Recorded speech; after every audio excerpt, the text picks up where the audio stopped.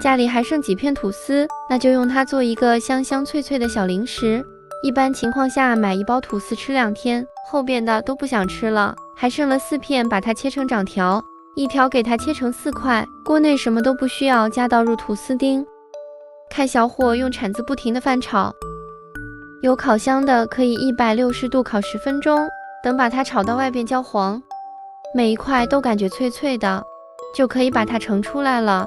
听一下声音，大概就是这个状态。锅内倒入30克清水，60克白糖，开小火慢慢熬，中间一定不要搅拌，否则会变沙。但是可以晃动锅，等糖液熬到这种黄黄的香油色，再放入20克黄油，50克温牛奶。